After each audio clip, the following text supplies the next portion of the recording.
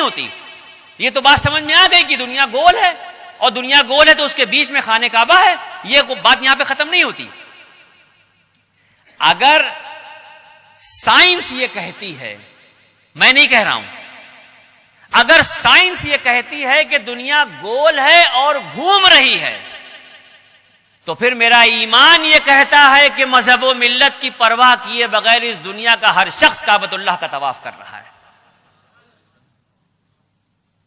اگر سائنس یہ کہہ رہی ہے کہ دنیا گول ہے اور گھوم رہی ہے، تو پھر میرا ایمان یہ کہتا ہے کہ اس دنیا پہ مذہب و ملت کی پرواہ کیے بغیر کسی بھی مذہب کا شخص ہو، ہر شخص جانے میں یا انجانے میں کعبۃ اللہ کا طواف کر رہا ہے.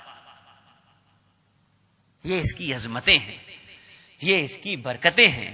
اس کو صرف دیکھنے سے اگر آپ کو فیض مل رہا ہے، اگر اس کو، میں نے کئی بار لوگوں کو دیکھا کہ محسوس کیا کہ بھرے ہوئے دل سے پہنچے ہیں، کچھ آتا ہی نہیں ہے، کچھ پتا ہی نہیں ہے، کیا پڑھنا ہے نہیں پتا ہے، اور صرف خانہ کعبہ کو مسکراتے ہوئے دیکھ رہے ہیں. ایسا لگتا ہے کہ جیسے کوئی کنیکشن بن جاتا ہے، جیسے بلوٹوتھ کا کنیکشن ہوتا ہے کہ آپ کے دل کے حالات ٹرانسفر ہو رہے ہیں اور وہاں سے کنورٹ ہو کے وہ نیکیوں کی شکل میں آپ کے دل میں آ رہی ہیں.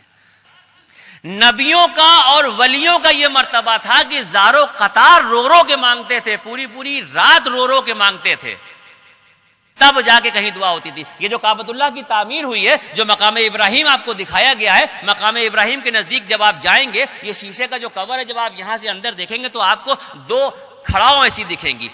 ایک پتھر ہے جس پہ دو پیر رکھے جاتے ہیں، یہ لفٹ کا کام کرتا تھا پتھر. ابراہیم علیہ السلام اس پہ کھڑے ہوتے تھے، یہ ہوا میں اٹھتا تھا اور خانہ کعبہ کی تعمیر ہوتی تھی.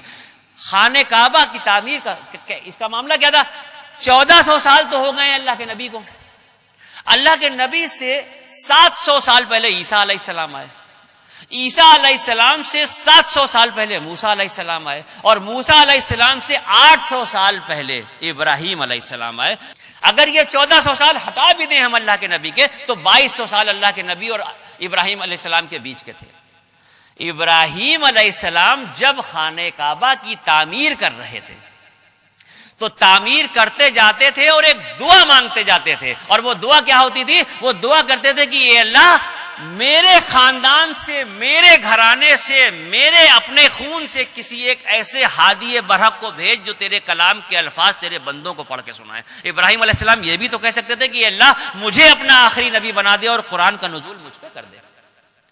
کہتے ہیں کہ اے اللہ، میرے خون سے، میرے گھرانے سے ایک ایسے ہادی برحق کو بھیج اس دنیا میں جو تیرے کلام کے الفاظ تیرے بندوں کو پڑھ کے سنائے. اور 2200 سال کے بعد اللہ نے